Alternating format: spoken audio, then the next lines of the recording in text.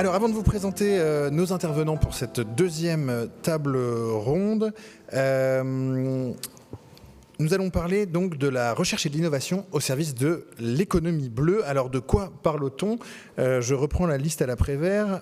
Nous parlons bien sûr de la pêche, dans cette économie bleue, de l'aquaculture, de l'énergie marine renouvelable dont on a beaucoup parlé, de l'extraction de granulats, des activités portuaires, de la construction et de la réparation navale, du transport maritime, du tourisme côtier et de secteurs émergents tels que les biotechnologies marines, l'extraction de minéraux marins, auxquels il y a des terres rares notamment, le dessalement ou encore la gestion des câbles sous-marins. Alors ça fait une économie très large, très vaste, très diversifiée, dont on va essayer de parler aujourd'hui avec nos intervenants, et on va s'intéresser surtout aux liens entre la recherche scientifique et l'innovation.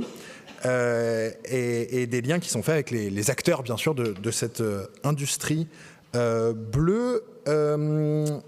Nous avons avec nous, pour introduire ce temps, Claire Elliot. Bonjour. Donc, moi, j'ai toujours eu à cœur, en fait, de faire de la recherche appliquée. Donc, depuis mon doctorat, moi, j'avais fait un doctorat sur la recherche de peinture anti-fouling à base d'algues. Donc, c'était vraiment allié le biomimétisme, la bio-inspiration. Alors, on dit que souvent, c'est des idées nouvelles, mais ça datait déjà de l'année 2000. Et moi, j'ai toujours eu, en fait, ce goût de l'observation. Et voilà, pour moi, c'était important de me dire, on peut s'inspirer du milieu naturel.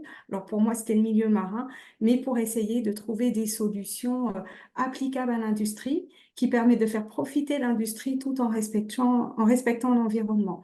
Et pour moi, ça a vraiment toujours été le leitmotiv de mes recherches. Et j'ai toujours eu aussi à cœur de travailler sur des sujets qui sont importants pour la société, importants pour l'environnement, importants pour l'économie. Donc, c'est tout naturellement, en fait, que je suis allée vers les entreprises. Alors, c'est peut-être aussi parce que dans ma famille, tout le monde est entrepreneur et je suis la seule scientifique, mais j'ai vraiment toujours eu cette fibre industrielle et cette idée aussi que la recherche faite par les universités d'un pays doivent bénéficier à ce pays et à la compétitivité. Donc, c'est vraiment quelque chose qui a toujours été très, très important pour moi et qui explique mon parcours. Des choses formidables. Alors, je vais vous présenter plutôt nos intervenants. Nous avons autour de la table Laurent Dumont. Laurent Dumont, bonjour. Ici, voilà. Donc vous êtes de la Dreal Normandie, vous représentez un peu l'État autour de cette table. Nous avons Herveline Gaborio. Bonjour Herveline, directrice de France Énergie Marine, Recherche et Innovation. Merci d'être avec nous. Jean-Claude Dauvin, qui est avec nous aussi. Bonjour Jean-Claude. Bonjour. Voilà, je me demandais si vous étiez bien avec nous. Professeur émérite de l'Université de Caen, et vous faites partie du groupement d'intérêt scientifique Effets cumulés en mer. Vous allez voir, c'est au cœur des questions qu'on va aborder aujourd'hui. Ludivine Martinez, vous êtes qui sera en Zoom avec nous. Je ne l'avais pas vu. Donc, biologiste marine, responsable de la cellule Coabis à La Rochelle Université. Elle nous en dira plus. Nous avons Mathilde Fernandez. Bonjour Mathilde Fernandez, où êtes-vous ? Ici même. Vous êtes coordinatrice de la chaire Transition portuaire et maritime à l'Université de Bretagne occidentale. Donc vous nous en direz plus dans quelques instants. Et Raphaël Legouvelot. Bonjour Raphaël. Raphaël, là, il y a un A. Navigatrice, experte et autrice du rapport vers une économie bleue régénérative, une cartographie de l'économie bleue. Merci d'être avec nous. Frédéric Ravilli. Bonjour Frédéric, vous êtes du pôle mer Bretagne Atlantique. Et Jocelyn Guillot, qui est avec nous. Merci beaucoup. Chef de projet énergie hydrolienne et je n'ai pas le nom de votre entreprise ? Énergie Marine Développement. Voilà, exactement celle-ci. Alors, merci à tous d'être avec nous pour pouvoir parler des problématiques d'intégration de la recherche scientifique au sein de la sphère économique et aussi des problèmes qu'elle rencontre, notamment liés à la dimension complexe, c'est un terme qu'on a utilisé là, multidimensionnel, la dimension nécessairement pluridisciplinaire qui est au cœur de notre réflexion quand on parle de la mer et de ses transitions. Alors, la première question, j'aurais peut-être voulu, la première prise de parole, j'aurais voulu la donner à Mathilde Fernandez, parce que vous êtes en ce moment en lancement d'une chaire. Et donc, quand on commence une chaire aujourd'hui à l'université, quelles sont les questions qui animent? Alors, il y a déjà cette envie que ça puisse avoir un impact, donc le faire avec les acteurs économiques, que ça ne reste pas dans la tour d'ivoire de l'université. Mais quelles sont les questions qui vous animent là dans les discussions de la naissance de cette chaire en 2024? Bon, 1, 2, ça marche. Donc déjà, la chaire, ce n'est pas qu'une initiative de notre part, monde académique. C'est vraiment la rencontre, c'est-à-dire que l'idée d'une chaire est née autour d'une table ronde journalisme et mer à l'Université de Bretagne occidentale. Et c'était l'ancien directeur du port de Brest qui justement déplorait qu'il n'y ait pas assez de liens avec l'université. Et de notre côté, on déplorait de ne pas avoir accès au port facilement. Voilà. Et donc, s'en est suivi une série de rendez-vous. Et il y avait ces dispositifs, les chaires, qui se développaient. Et donc, Éric Foulquier, maître de conférence en géographie au laboratoire LETG de l'UBO, et Gaël Guéguin-Louette, professeur de droit public au laboratoire Amur de l'UBO, tous les deux co-porteurs scientifiques de la chaire, ont proposé une chaire. Voilà. Et donc, ils ont été invités lors d'une assemblée de la CCI, il me semble. Et ils ont proposé, avec des chiffres, un projet de chaire pour véritablement créer donc, une plateforme.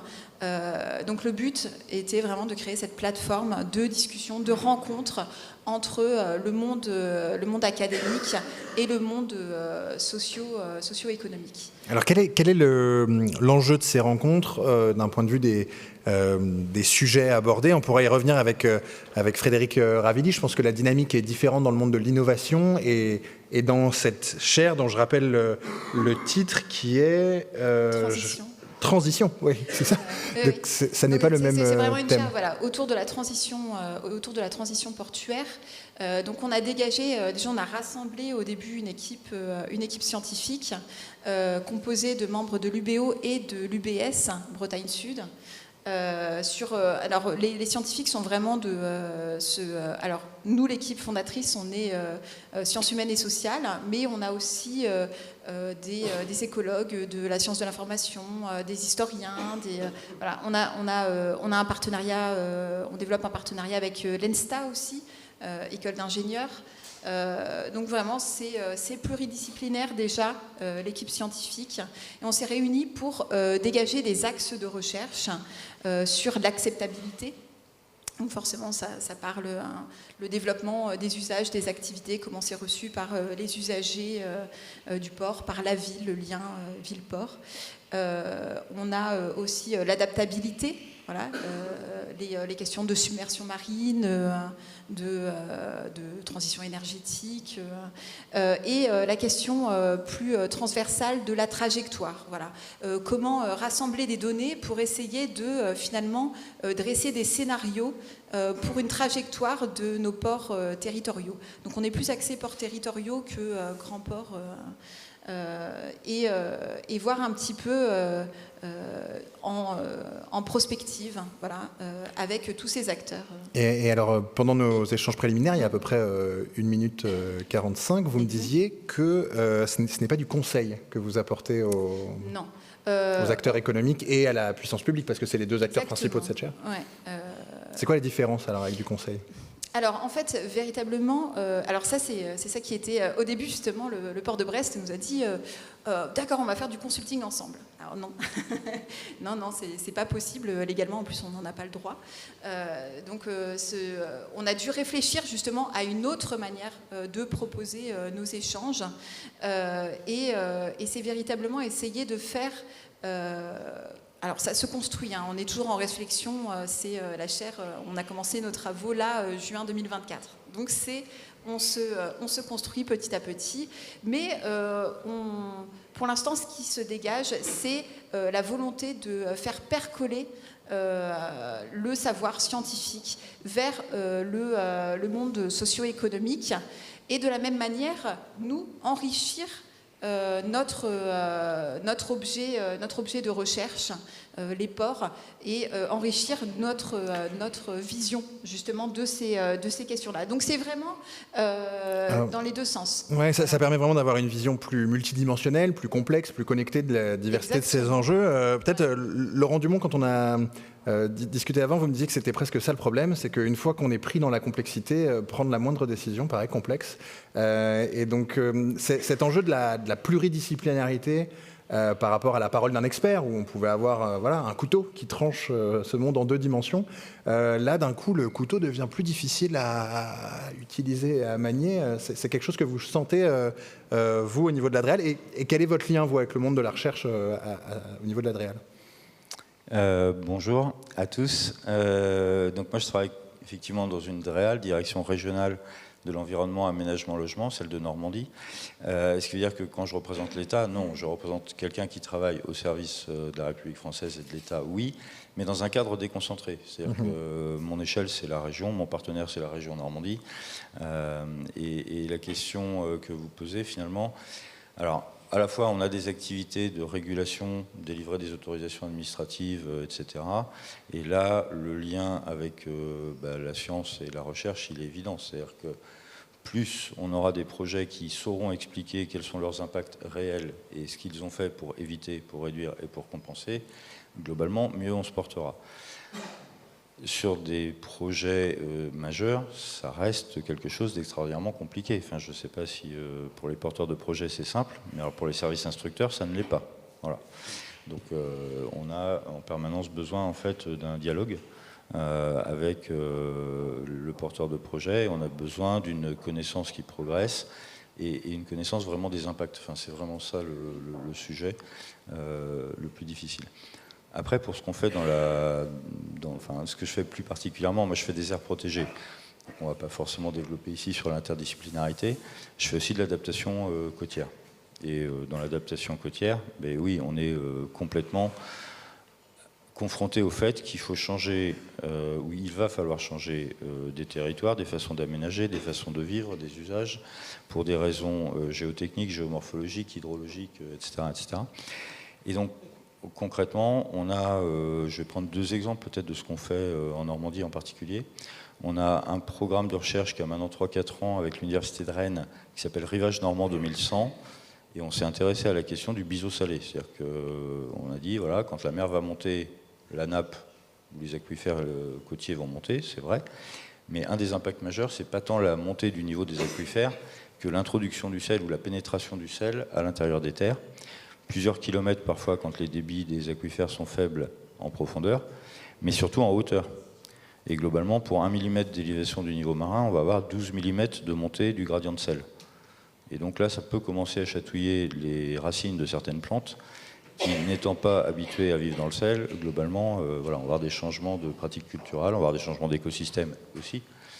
Mais il y a des choses comme ça. Et puis le deuxième peut-être projet d'innovation forte qu'on a eu dans la région, c'est Rêve-Côte. Stéphane Costa, bien connu de certains, y était. Alors il y a à la fois un sujet de modéliser proprement des événements extrêmes passés sur un niveau marin surélevé.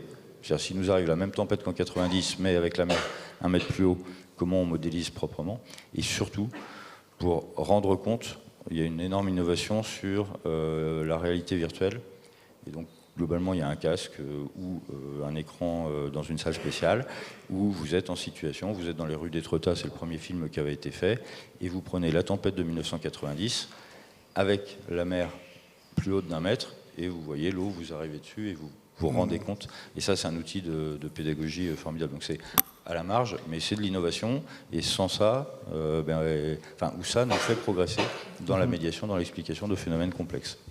Alors je voudrais peut-être donner la parole à Raphaëlla Le Gouvelot. Je vous laisse atteindre le micro. il y a la réalité de l'avancée des problématiques environnementales liées à la mer. Et il y a les tentatives de l'industrie de s'y adapter, ou en tout cas de donner l'impression qu'il s'y adapte. L'industrie bleue, c'est un peu comme l'industrie verte, elle a tendance à vouloir utiliser de la peinture. Quelle est la place des chercheurs et de la science pour réussir à évaluer la réalité des efforts qui sont faits et s'ils sont suffisants? Vous parlez non pas d'une industrie verte ou d'une industrie durable, mais d'une industrie régénérative. Alors, quel est le sens que vous mettez derrière ce mot? Merci beaucoup. En fait, je pense que je représente ici, là, pour parler de cette économie bleue régénérative, je représente aussi la voix de ce travail qu'on a fait avec l'AFD, l'Agence française du développement, et l'UICN, notamment internationale. Et la question que se posait l'AFD, et qu'il se pose aussi sur nos territoires, c'est de qu'est-ce qu'on veut faire avec de l'économie bleue.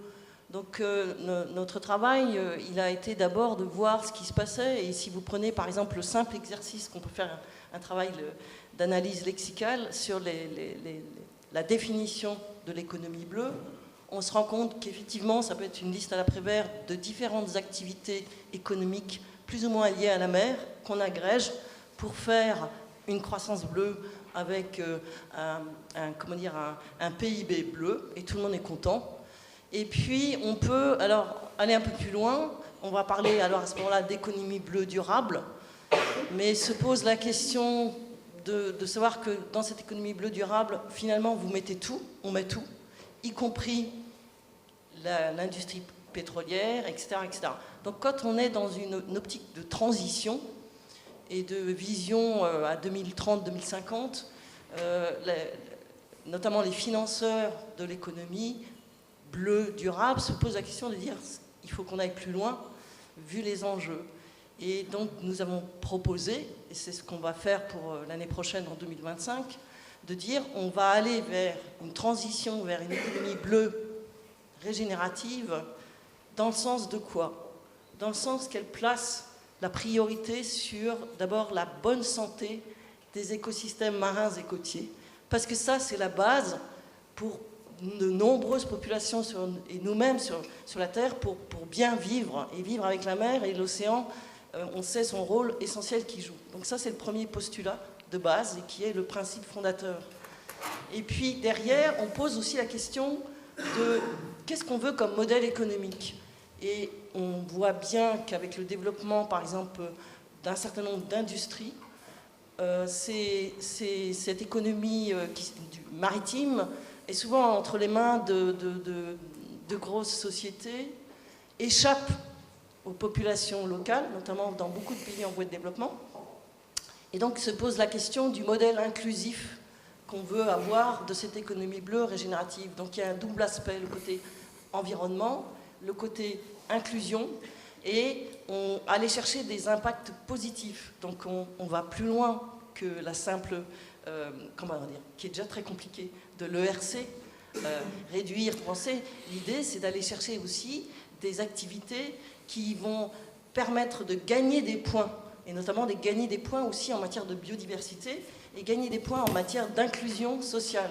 Donc là, c'est un vrai challenge, et c'est là où en fait je fais le lien avec la recherche, c'est que du coup s'ouvre un énorme agenda de recherche pour aller chercher des bons indicateurs, peut-être agrégatifs aussi, permettre en fait d'évaluer et de fouiller, d'explorer cette économie bleue régénérative qu'on a envie de pousser. Ouais. Alors Jean-Claude Devin, peut-être, est-ce que vous auriez quelques mots sur cette question de l'évaluation de l'impact? On sent qu'il y a vraiment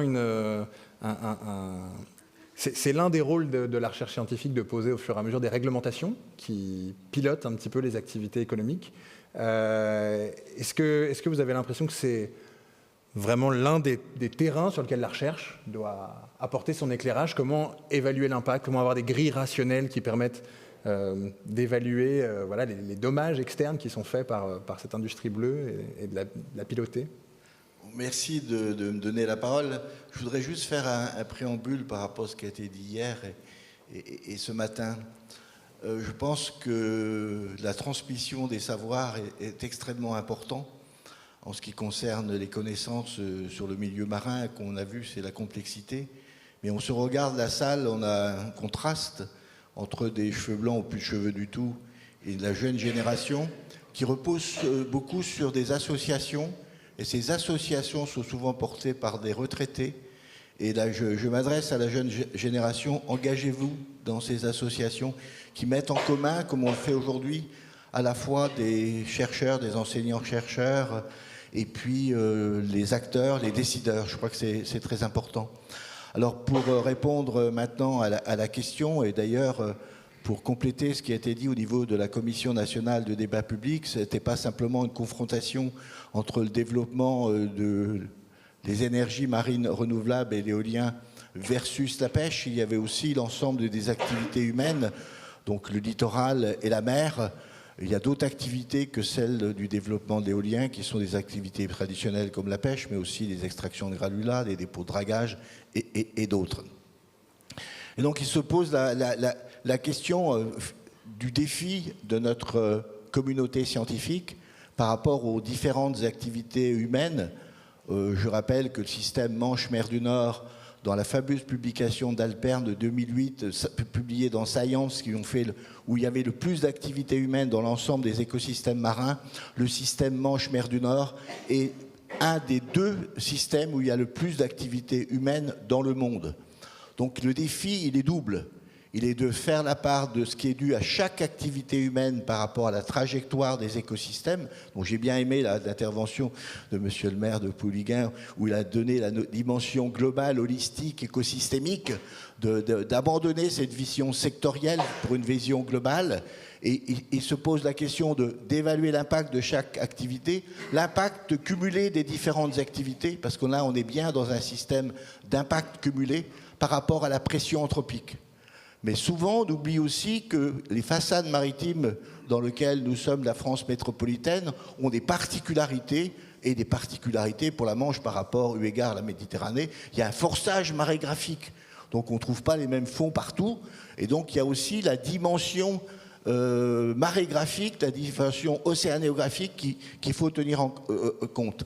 Alors dans le cadre du GIS Écume, qui a été créé en 2020 et qui a une durée de vie de 6 ans, j'espère qu'il perdurera au-delà, c'était la nécessité de mettre en commun l'ensemble des acteurs du territoire. Donc le territoire, au début, c'était la baie de Seine étendue. Aujourd'hui, c'est le territoire de la Manche-Est-Mer du Nord, dont je suis d'ailleurs le président du conseil scientifique, donc depuis la baie du Mont-Saint-Michel jusqu'à la frontière espagnole, de mettre l'ensemble des acteurs académiques,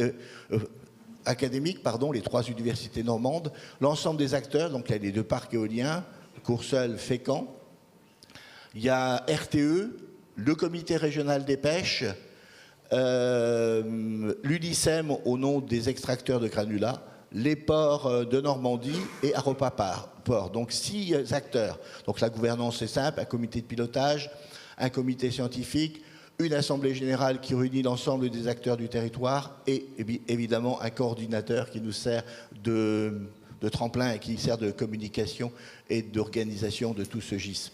Alors la question qui se pose, parce que les industriels ont besoin, non la pêche, ont besoin de répondre à un aspect réglementaire qui est l'évaluation des impacts cumulés. Sauf qu'aujourd'hui, en 2024, on n'a pas de méthodologie d'évaluation des impacts cumulés. Alors moi, je suis plutôt bathologue, c'est-à-dire j'ai étudié au niveau des fonds marins, et une thématique que je n'avais pas du tout envisagée lorsque nous avons monté ce GIS Écume, on a fait le tour des différents acteurs pour voir quelles sont les thématiques qui sont croisées. On ne travaille pas sur une seule thématique, mais thématiques croisées. Une deuxième thématique qui est apparue extrêmement importante, c'est le bruit. Il y a beaucoup d'études, on a parlé de nuisances acoustiques par rapport à l'éolien tout à l'heure, il y a beaucoup d'études qui se font sur les mammifères en particulier, et il y a très peu d'études qui se font sur les espèces commerciales. Donc on a eu la chance d'avoir un fonds FEAMPA, coordonné par nos collègues du comité régional des pêches, avec l'IFREMER, Centre-Mer, Manche-Mer du Nord, et aussi avec l'Université du Havre. On va travailler sur des espèces d'intérêt commercial. Nous travaillons également sur les transits sédimentaires, par exemple entre une zone d'extraction de granulats versus une zone de dépôt. Enfin, nous avons une thématique nouvelle, parce que moi je plaide beaucoup par rapport à la résilience des systèmes marins. Je travaille sur les invertébrés. Les invertébrés présentent une très forte résilience, c'est-à-dire que quand on cesse une activité, on a parlé de temps de durée des éoliennes, 25 ans, donc il y a déjà des fonds qui sont réservés pour le démantèlement des champs d'éoliennes. Il va y avoir une récupération après une activité. C'est la même chose en ce qui concerne les extractions de granulats. D'ailleurs, on les fait de façon intelligente, de façon à extraire une zone, puis une zone plus éloignée, entre deux, une zone de jachère, qui permet une recolonisation plus rapide. Et enfin, pour finir, nous avons aussi, bien entendu, entendu les messages depuis hier d'une confrontation, pas une confrontation, une complémentarité, pardon, entre les sciences humaines et sociales et les sciences de la nature. Et nous avons un volet sur l'acceptabilité sociale, et nous venons d'être lauréats du Fonds d'intervention maritime, et nous allons créer avec une structure qui est Cannes, le Dôme, un Living Lab, de façon à prendre en compte 3 types de personnes qui vont être interviewées, les scientifiques, les acteurs et les associations, pour voir comment il y a une perception et une connaissance des activités humaines en mer, et comment il y a une perception, une connaissance des interactions qui existent entre ces différentes activités.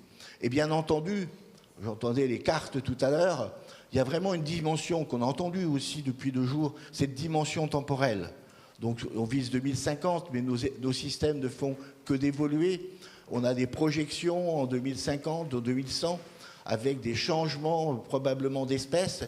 Et les cartes qu'on peut faire, notamment par rapport aux activités de pêche en 2024, ne seront probablement pas les espèces qu'on pêchera en 2050 et encore moins celles qu'on pêche en 2100.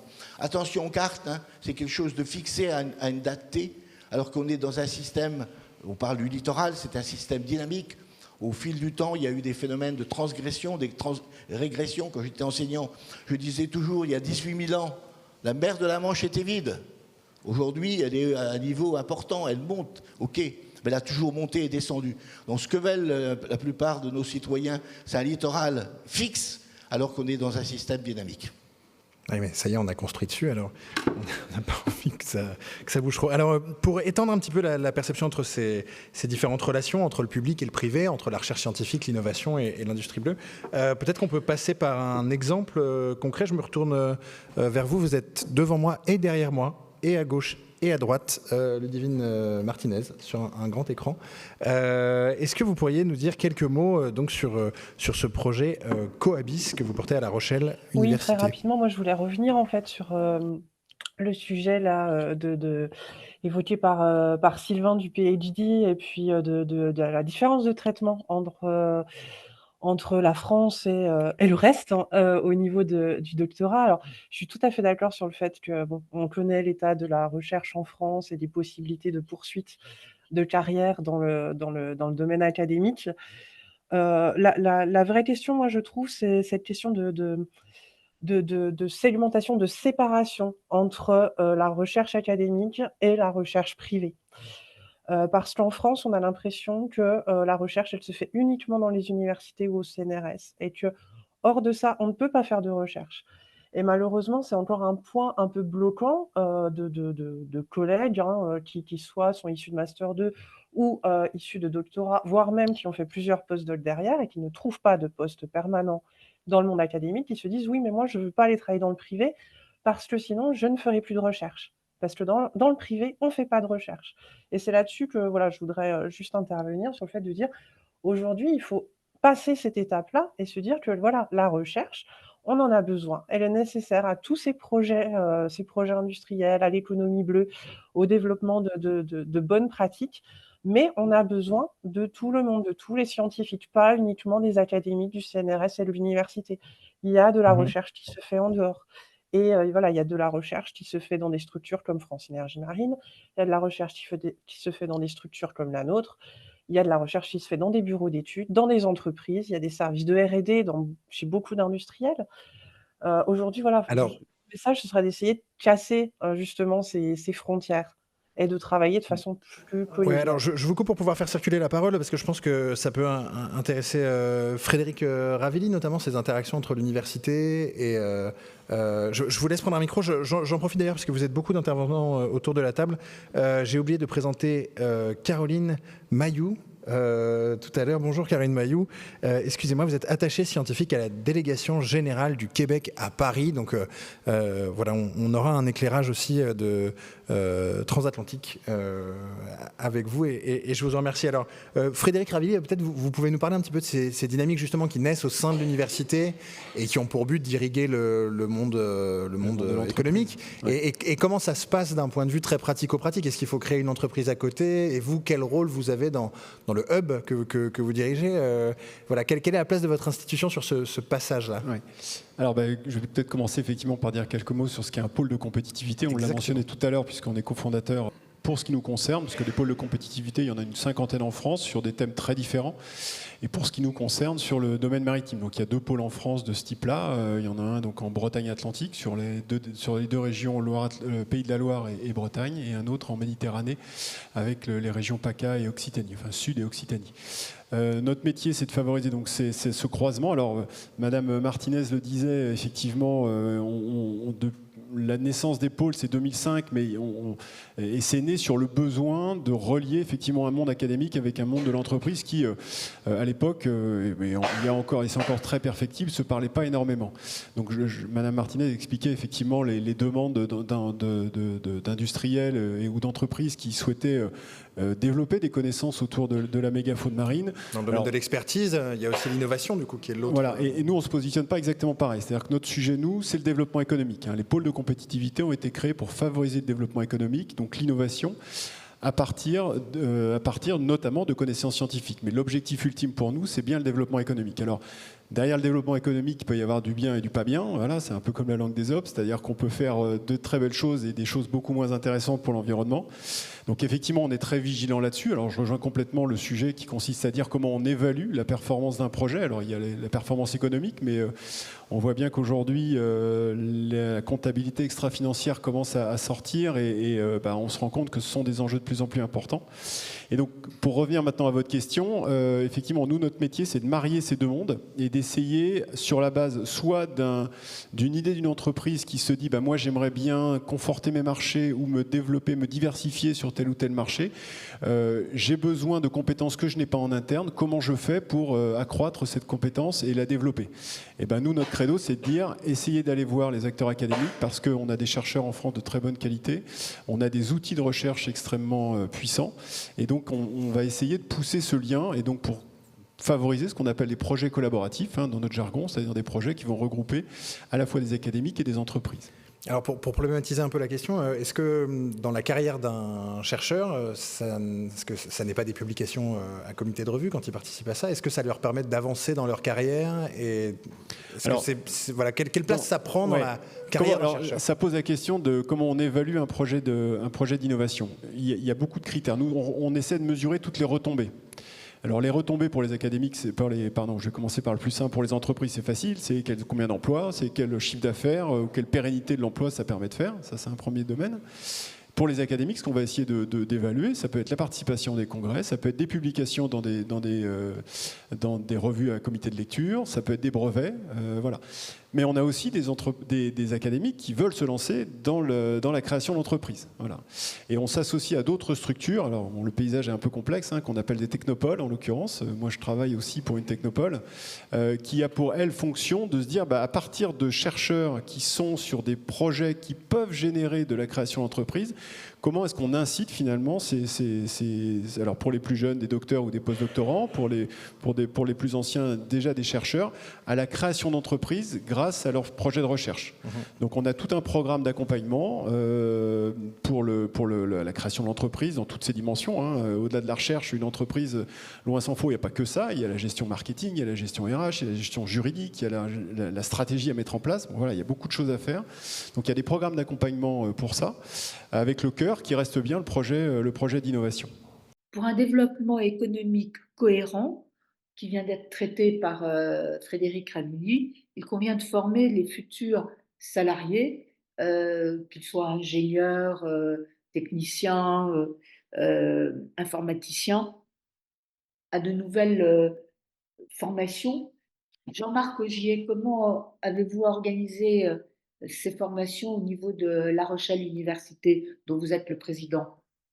Nous travaillons depuis maintenant 9 ans à une transformation profonde de notre système académique dans toutes ses dimensions, depuis la formation que nous avons voulu plus adaptée à chaque profil d'étudiant pour travailler son agilité, sa plasticité intellectuelle, sa capacité à traiter du monde complexe auquel nous sommes confrontés dans un espace où les transitions sont de plus en plus rapides et il est important que les étudiants soient adaptés à ces évolutions.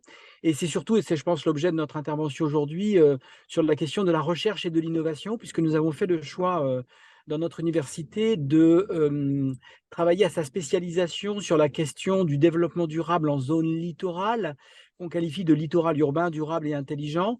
Vous savez qu'on a 60% de la population mondiale qui vit à moins de 100 km des côtes, et ce phénomène va s'amplifier jusqu'à 2060. Nous, on le voit tous sur nos côtes littorales françaises en particulier. Et donc, ces territoires sont menacés par la transition climatique, la montée des océans. Il est important de travailler des solutions holistiques, interdisciplinaires et de mettre tous les chercheurs en synergie, quelles que soient leurs origines disciplinaires, de faire en sorte que les sciences exactes travaillent avec les sciences humaines et sociales pour travailler toutes les dimensions d'une problématique, d'un tel défi qu'est celui du développement durable en zone littorale. Et donc, dans ce cadre-là, parmi les actions que nous avons menées, que nous sommes en train de mener, nous travaillons actuellement sur la construction d'un campus des métiers sur les énergies marines renouvelables que nous sommes en train de soumettre au secrétariat général pour l'investissement, dont le but est précisément de répondre aux demandes en compétences exprimées par les professionnels de ces métiers. Et on s'appuie en particulier sur les professionnels du parc éolien offshore de Saint-Nazaire, qui nous a exprimé ses besoins de l'infrabac jusqu'à bac+8. Et donc, nous travaillons sur ce projet de formation, alors à la fois formation initiale, formation continue, pour accompagner les compétences des professionnels exerçant déjà ces métiers, mais aussi pour former de nouveaux cerveaux qui répondent à ces grands défis. Et donc, c'est un grand sujet émergent dans notre université qui est en cohérence avec la question du développement durable en zone littorale que j'ai évoquée précédemment. Alors, je voudrais transmettre la parole à Herveline Gaborio, qui doit avoir une vision intéressante aussi de ce passage entre la recherche académique et la recherche privée. Alors vous, à quelle interface vous vous situez à France Énergie Marine Recherche et Innovation? On est bien au milieu, justement, entre l'académique et les entreprises. En fait, France Énergie Marine, c'est assez particulier. Donc, on est un institut de recherche, mais de droit privé, soutenu par l'État, avec qui on a une convention sur du long terme. Et on regroupe un panel d'industriels du secteur de l'éolien en mer et un panel de structures, on va dire, scientifiques, académiques, et aussi des collectivités territoriales, des régions, les pôles. Voilà. Et en fait, notre activité principale, c'est la réalisation de projets de recherche et développement plutôt appliqués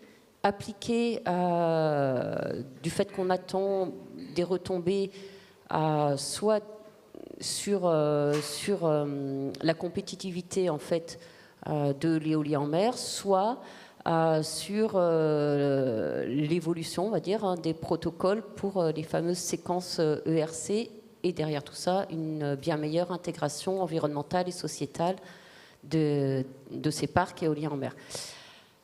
Donc, comment ça fonctionne? On a ce qu'on appelle des membres. Donc, on a une trentaine de membres. Donc, c'est des gens qui ont décidé de conventionner avec France Énergie Marine.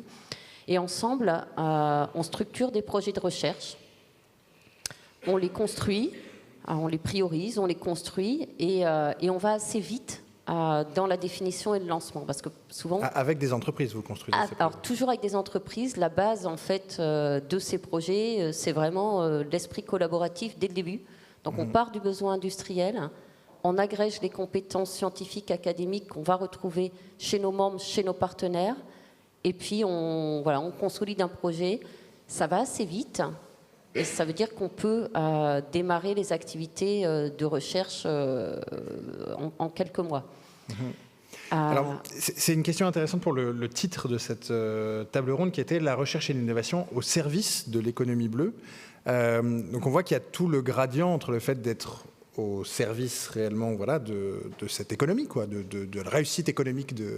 Et je me demande, je laisse circuler un peu la parole, mais est-ce que le rôle de la recherche est réellement de servir cette économie, ou est-ce qu'elle est aussi de la réguler, est-ce qu'elle est de l'encadrer, est-ce qu'elle lui permet d'agir à long terme? Vous disiez aussi, finalement c'est assez simple pour une entreprise de savoir si le partenariat a marché ou pas, est-ce que des emplois ont été créés, est-ce que donc est-ce qu'il y a peut-être deux visions un peu de l'implication de la recherche? Je me tourne bien sûr vers Raphaëlla et Herveline, Oui, moi je vais me permettre une réponse. Oui, je pense qu'on en a parlé un peu hier aussi, et merci aux intervenants à propos de la recherche sur l'espace aussi. Et donc je pense qu'il y a des questions qui sont posées aussi à la recherche pour se projeter sur le futur et défricher des choses qui n'ont que les industriels, le monde économique ne pourra pas faire. Donc il y a clairement, je trouve, un rôle de la recherche. J'aime pas beaucoup le mot encadrer, mais défricher, explorer et trouver des innovations qui ne sont pas simplement sur le plan technologique d'ailleurs, qui sont ou réglementaires, qui sont dans la complexité de tous ces enjeux qu'on a particulièrement pour la mer, l'océan, etc. Et pour arriver à démêler la pelote en quelque sorte et dérouler le fil. Donc je pense qu'il y a un énorme rôle de la recherche.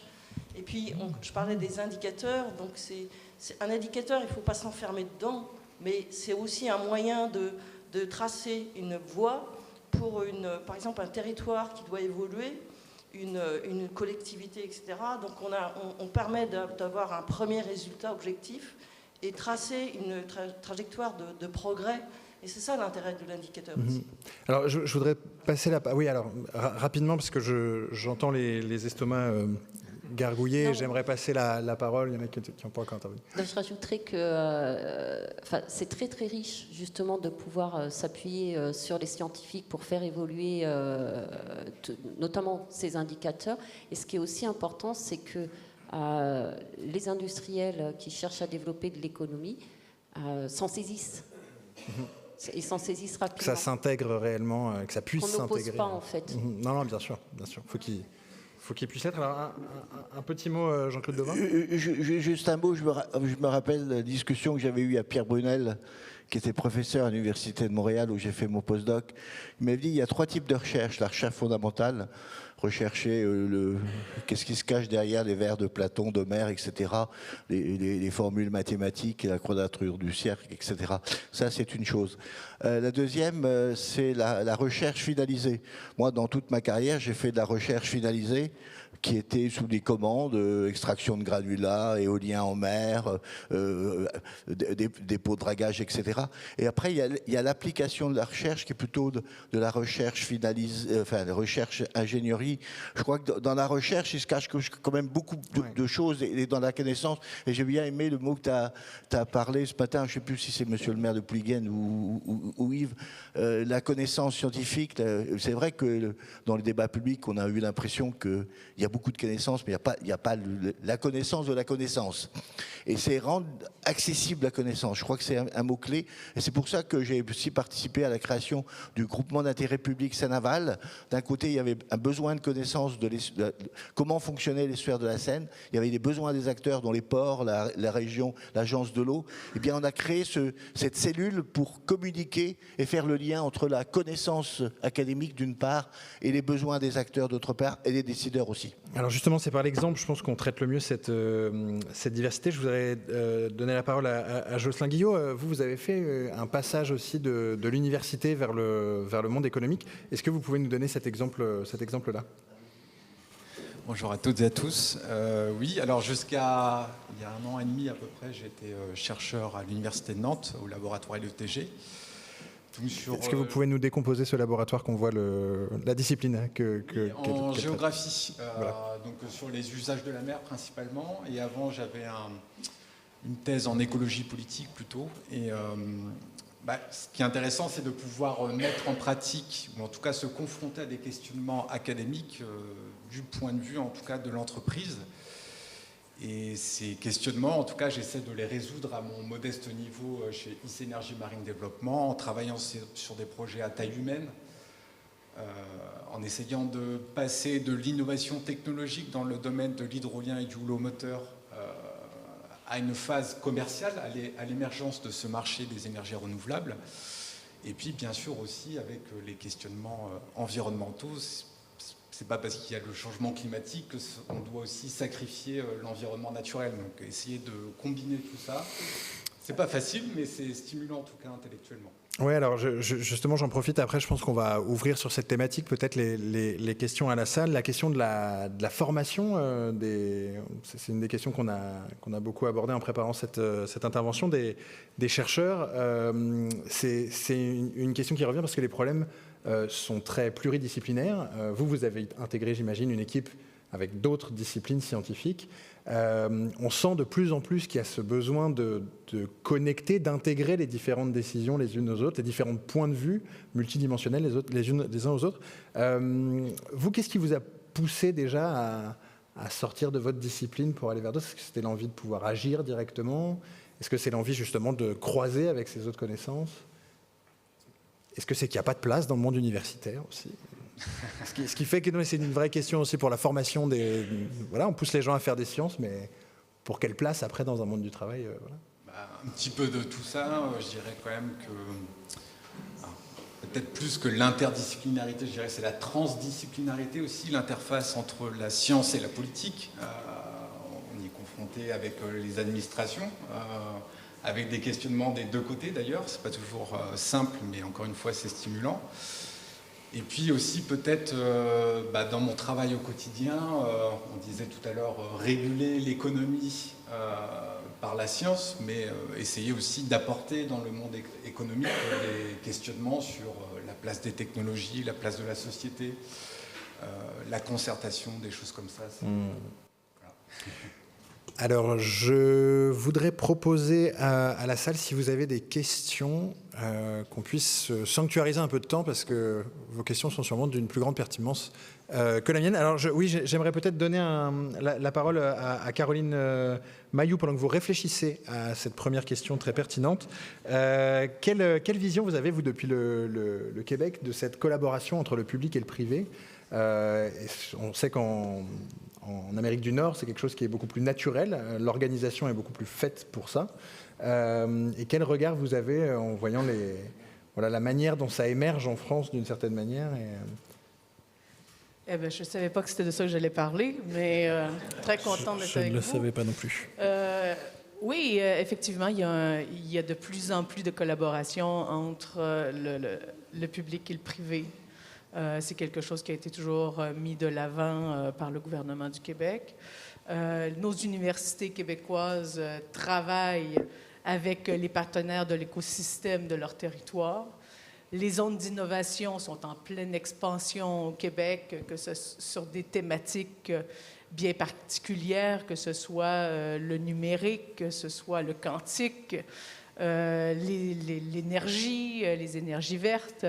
Donc, il y a effectivement un travail vraiment de proximité entre nos universités, mais aussi entre nos cégeps qui font du transfert de recherche avec l'écosystème économique. J'arrêterai là mon propos sur le lien avec l'économie parce que ce n'est pas vraiment mon domaine. Moi, je suis vraiment au niveau de l'académique et on m'a demandé de vous faire un petit topo sur les rencontres toutes récentes du Conseil franco-québécois de coopération universitaire qui se sont tenues à Toulouse et qui, je crois, auront, avec les propos que j'ai entendus hier et aujourd'hui, auront des éléments de réponse aussi pour vous, puisque, évidemment, le domaine des changements climatiques, de la biodiversité, de l'océan, de la mer, des littoraux, font partie, je dirais aussi des forêts, tout l'écosystème naturel qui nous entoure font partie des priorités de nos gouvernements. On a parlé à quelques reprises de la rencontre alternée des premiers ministres. Bon, ben, on en a eu une au mois d'avril dernier et il y a eu certains éléments, justement, qui se rapportent au sujet de compétences qui nous occupe aujourd'hui. Donc, qu'est-ce que c'est le Conseil franco-québécois de coopération universitaire? Eh bien, c'est une initiative de nos deux gouvernements pour que, justement, nos universités, nos chercheurs collaborent ensemble et conseillent aussi le gouvernement sur des sujets comme ceux-ci qui a un intérêt évidemment scientifique, mais aussi un intérêt politique et un intérêt pour la société en général. Donc, le CFQCU, on va l'appeler comme ça va être moins long. Et vous m'excuserez le masque, mais c'est pour vous que je le porte puisque je suis COVID. Le CFQCU a deux rôles, donc un rôle conseil. Et le deuxième rôle, c'est celui de gérer un appel à projet. Donc, on parle d'argent, donc ça va vous intéresser. Comment on peut financer notre collaboration France-Québec? Donc, avec l'appel à projet Samuel de Champlain. Donc, l'appel Samuel de Champlain permet tant de financer des projets de coopération France-Québec en matière de formation comme en matière de recherche. Évidemment, on ne finance ni la formation ni la recherche. L'objectif, c'est de financer la mobilité des partenaires français et québécois pour qu'ils puissent mieux collaborer et développer leurs projets. Les rencontres qui se sont tenues à Toulouse, donc ce sont les rencontres internationales qui ont lieu tantôt en France, tantôt au Québec. Et ces rencontres internationales avaient pour objectif de se poser la question: qu'est-ce que la France et le Québec, qu'est-ce que ces acteurs peuvent faire pour mieux intégrer les programmes européens et mieux répondre aux enjeux mondiaux? Parce que les problèmes du réchauffement climatique, des érosions des littoraux, de l'augmentation de la température des eaux, ça ne touche pas juste la France puis le Québec, ça touche l'ensemble de la planète. Et nous pouvons ensemble être des porteurs de projets, d'innovation pour faire avancer la connaissance académique, la connaissance scientifique au niveau mondial. Évidemment, les programmes européens permettent, c'est sûr qu'un appel à projet comme Samuel de Champlain, c'est bien parce que ça permet de démarrer, d'innover de nouvelles coopérations. Mais les programmes européens peuvent nous amener à un élan supérieur et un rayonnement de nos compétences à l'échelle européenne et puis plus largement mondiale. Donc, c'est un élément qui a été évoqué pendant les rencontres. Pour essayer d'aller rapidement, je veux arriver avec des solutions tout de suite, parce que je vois que le temps file, les estomacs gargouillent, comme disait notre animateur. Donc, solutions. Pour rapprocher les scientifiques et les politiques, on a entendu souvent cette question-là. Il faut rapprocher scientifiques et politiques, rapprocher scientifiques et société. Une solution: avoir des scientifiques en résidence dans les municipalités, des scientifiques en résidence dans les ministères, de façon à ce que rapidement, sur le territoire, au moment où on prend les décisions, il y ait des données probantes qui soient rapidement accessibles à ceux qui doivent prendre des décisions. Donc ça, c'est quelque chose qui se fait au Québec, qui est une grande réussite, et c'est une initiative de notre scientifique en chef, Rémi Quirion, qui a souhaité justement permettre cette accessibilité et ce rapprochement de la science avec le politique. Évidemment, nous l'avons souligné pendant les 2 journées, il faut parler le même langage. Le fait d'intégrer des scientifiques dans les administrations publiques permet de mieux apprendre le langage de l'autre et donc de mieux coopérer. Une autre solution dans notre boîte à outils, peut-être pour conclure, pour qu'on puisse avoir un temps pour donner la parole à la salle. Eh bien, un autre outil, de profiter de notre langue. La langue française est une belle langue que nous partageons, et si on veut pouvoir être proche de notre société, il faut être capable de lui parler. Les payeurs d'impôts payent la recherche publique. Et donc, c'est tout à fait légitime qu'ils puissent avoir accès aux résultats de cette recherche. Et les chercheurs, en parlant à leurs concitoyens, font rayonner leur science, font rayonner leur point de vue, et font comprendre les enjeux et donc peuvent aider les citoyens à faire avancer aussi les enjeux de société auxquels nous sommes confrontés. Oui, l'intégration passe aussi par l'accessibilité, et l'accessibilité passe aussi par le fait de parler en français et de penser en partie en français. Merci de nous le rappeler. Alors, est-ce qu'on a déjà une question dans la table, peut-être là-bas? Oui, moi je voulais bien, Thierry Guinberto de l'Université de Nantes, et je voulais bien poser enfin, pas une question, mais faire une remarque tout de suite, suite à la dernière intervention. En fait, globalement, Jean-Claude Devin l'a dit, les choses bougent, c'est-à-dire qu'il y a beaucoup plus de recherche impliquée dans l'innovation que par le passé, et ça continue à bouger. Alors, avec probablement dans le cas français, et là je ne sais pas trop sur la partie québécoise, des différences suivant les disciplines. C'est-à-dire très probablement il y a des disciplines qui sont moins impliquées pour tout un tas de raisons. Ça s'organise aussi, c'est-à-dire qu'il y a aussi des fédérations de recherche qui se mettent en place, qui associent des disciplines différentes pour traiter des objets, ou des clusters, on en entendra parler, ou bien des chaires qui se mettent en place. Donc ça aussi, ça participe. Et puis parallèlement, je pense qu'individuellement, on est nombreux dans les enseignants-chercheurs ou les chercheurs à être investis dans des organismes justement extra-universitaires, ce qui participe aussi à ces échanges récurrents. Et puis ce que je voulais dire, c'est qu'en fait, ces choses-là, ça bouge... Enfin voilà, je commence à avoir un peu d'expérience et je pense que ça bouge beaucoup plus par les individus que par les institutions. Et je pense qu'on le voit aussi au regard des personnes qui sont présentes côté enseignement ou enseignement-recherche dans l'assistance. Et puis par rapport à ce qui a été dit, je souscris complètement sur la partie québécoise, c'est-à-dire que moi, il y a quelques années, j'ai été impliqué dans un programme là, de 4 années qui était pluridisciplinaire, puisque côté québécois, on avait politistes et économistes, côté nantais, on avait des géographes, et en fait, on bossait avec des partenaires opérationnels sur les îles de la Madeleine au Québec et sur l'île Dieu au côté français. Et donc, on était complètement dans la logique qui a été présentée, et puis dans la thématique des océans, puisqu'en gros, c'était d'essayer de voir quel pouvait être le positionnement des collectivités locales par rapport aux projets éoliens concernant l'île Dieu, et puis par rapport au projet qu'il y avait à l'époque sur le site de Oldari, d'exploitation d'hydrocarbures en partie maritime. Donc oui, je confirme, je pense même que côté québécois, sur un certain nombre d'opportunités ou de possibilités, ils sont quand même un peu plus efficaces que nous, notamment avec des dossiers qui sont peut-être moins complexes que ceux qu'on peut nous fournir côté français. Merci beaucoup. C'est vraiment par l'exemple qu'on voit qu'on sort des caricatures entre le monde du privé, du public, économique et académique. Je vous la donne juste après. Voilà, allez-y. Oui. Alors oui, juste une petite prise de parole. Déjà, merci pour cette table ronde qui était vraiment très intéressante.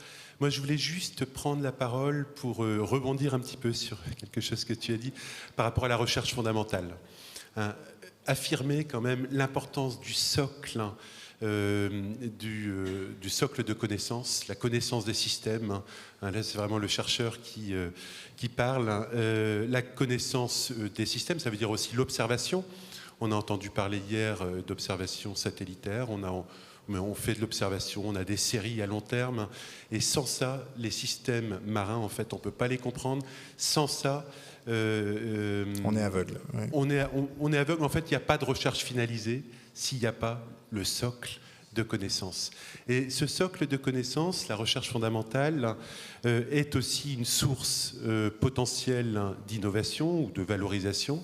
On a, tout à l'heure, a été évoqué l'écosystème... un peu complexe en fait, c'est vrai. Dans l'écosystème brestois, on a depuis peu un pôle universitaire d'innovation qui inclut tous les acteurs, la technopole brest-iroise qui a été évoquée tout à l'heure, les pôles mers, tous les acteurs du territoire tels que les ITE, etc., les universitaires, les universités, et dans lesquels également l'idée c'est d'aller détecter dans des projets de recherche plutôt fondamentale, je dirais, Alors, je dis ça, c'est parce que je m'inscris aussi en tant que chercheur dans ce type de projet, même si mes projets ont une finalité, hein, et que ça m'est arrivé de commettre un brevet dans ma vie. Hein, mais en fait, on ne peut s'appuyer véritablement que sur ce type de recherche, et je pense qu'il ne faut jamais l'oublier, parce que ça a un impact aussi sur toutes les politiques publiques de financement de la recherche. Voilà. On le garde en tête. J'avais une autre question juste ici. Oui, juste un petit commentaire aussi sur quelque chose qui me semble assez important, c'est quand même aussi la reconnaissance du PhD, qui est quand même une très grande différence aussi entre le Canada et la France. Pour moi, c'est quand même quelque chose d'assez central. Aujourd'hui, la France est le seul pays au monde qui ne reconnaît pas réellement le doctorat. Alors sur le monde du travail, ça ne vaut pas autant que non, comme moi, la semaine dernière, j'étais à Paris pour le congrès de l'ANRT concernant les chiffres. Et aujourd'hui, il y a de moins en moins de jeunes qui veulent faire un doctorat, tout simplement parce qu'il n'y a pas il n'y a pas de recrutement dans l'enseignement supérieur, et aussi le monde économique, le monde industriel est très... est très perplexe dans l'apport que peut apporter aussi un jeune chercheur dans l'entreprise. Alors ouais, là il y a une très grande différence par rapport au Québec. Ouais. Le PhD, puis aussi, vous vouliez réagir peut-être Jean-Claude Duffe sur la question de la pluridisciplinarité, peut-être aussi dont on avait parlé. Non, je voulais réagir. Effectivement, on a un problème de volonté des étudiants qui finissent leur Master 2 par rapport au doctorat. Mais parmi mes étudiants, il y en a qui sont à France Énergie Marine, il y en a qui sont dans les bureaux d'études, je dirais dans le domaine de l'environnement marin. Il y a des possibilités d'emploi. Effectivement, le nombre d'enseignants-chercheurs va baisser dans le futur, puisqu'on va avoir une crise démographique, hein, il ne faut pas l'oublier. On va avoir une baisse de natalité en France qui se traduit déjà par une baisse de fréquentation des écoles élémentaires, les collèges, les lycées, puis viendront les universités. Où il y a un déficit flagrant, c'est les EPST, hein, type CNRS, qui recrutent très peu. Et aujourd'hui, dans mon laboratoire, j'ai eu des responsabilités pendant très nombreuses années, je le dis souvent, on avait des fonctionnaires titulaires qui étaient de l'accompagnement de la recherche, et aujourd'hui, dans nos laboratoires, on a de plus en plus de CDD techniciens qui travaillent sur des projets France Énergie Marine ou autres, comme le projet Flowatt qui est financé par l'ADEME, et dans lequel aussi on trouve de plus en plus de post-doc. N'oublions pas aussi simplement une chose par rapport au développement international, on forme beaucoup de docteurs en France qui vont travailler dans les pays étrangers. Donc il y a aussi un problème de coût de formation par rapport à des salaires qui sont doubles, voire triples de ceux qu'on offre en France à des universitaires. Et notamment à cause de la précarité aussi, ces CDD qui se perpétuent et qui empêchent la durabilité de la recherche. Monsieur Dumont, vous vouliez dire quelque chose là-dessus ? Alors, pas forcément directement là-dessus. Après, pour faire une transition, le lien formation, il y a un lien intergénérationnel dont on a parlé depuis hier, et Jean-Claude vous l'a dit tout à l'heure. Donc, voilà, on a besoin de la jeune génération dans toute la diversité de formation, etc. Sur la diversité, peut-être, un exemple. Moi, je vais prendre les derniers recrutements que j'ai faits, alors soit stage, soit apprentissage. J'ai un profil formation géographe en études de sciences politiques à Rennes. J'ai un profil juriste, j'ai un profil plutôt approche par les risques, mais dans un établissement subdeco. Et si je peux, le prochain, ce sera de la responsabilité sociétale et environnementale. Enfin, quand on fait de l'environnement côtier, en tout cas dans une administration ou de l'adaptation côtière, en fait, j'ai besoin de tout plein de compétences que les jeunes m'apportent et que je n'ai pas chez moi et dans mes titulaires historiquement. Après, comme je sais que c'est bientôt la fin et que exactement, j'entends une certaine urgence. Si vous avez quelque chose à dire, il faut absolument le dire maintenant. Qu'est-ce qu'on a en commun ? On ne taira jamais. Je sens que ça bouge là-bas. Voilà. Et derrière. Voilà, et derrière aussi, je suis désolé, je vous avais prévenu, vous êtes beaucoup d'intervenants, du coup, tout ça est passé à une vitesse incroyable. Non, mais je voudrais jeter ce mot un peu à l'audience. En fait, avec Mathilde, on disait sur le rôle de la recherche, et en fait, peut-être particulièrement sur l'océan et toute la complexité des enjeux, est-ce qu'on aura, qu'elle soit finalisée, qu'elle soit fondamentale, on a besoin d'une recherche éclairante. Donc je vous jette le mot éclairante, qu'on trouve plutôt assez figuratif. Je regarde la salle pour savoir si quelqu'un veut dire un dernier mot peut-être ici pour conclure et peut-être une question, une remarque. Moi j'avais une question pour Monsieur Ravi. Donc ça va peut-être intéresser les autres jeunes qui veulent entreprendre. Donc vous nous avez parlé des technopoles qui accompagnent des jeunes chercheurs qui ont, durant leur thèse, découvert peut-être des innovations. Mais est-ce que les technopoles accueillent aussi des jeunes qui peut-être ont moins un bagage académique, mais plus de terrain, et qui ont aussi des projets pour après être formés et être accompagnés dans l'innovation locale, enfin, des côtes françaises? La réponse est clairement oui. Nous, on propose des programmes de détection de futurs créateurs d'entreprises. Alors, j'ai parlé de la recherche parce que c'était le sujet de la table ronde et on a une collaboration forte avec notamment Nantes Université, qui fait partie d'ailleurs de la gouvernance et du pôle et d'Atlampol et de la Technopole qui est basée à Nantes. Voilà, ça c'est un lien un peu privilégié. À ce titre-là, on est labellisé par le ministère de l'Enseignement supérieur et de la Recherche. Mais tous les autres porteurs de projets, on les reçoit évidemment et on a des belles réussites. Donc non, il n'y a vraiment pas de blocage et on peut échanger nos coordonnées. Je serais ravi de pouvoir vous guider vers les bons contacts au sein de la Technopole.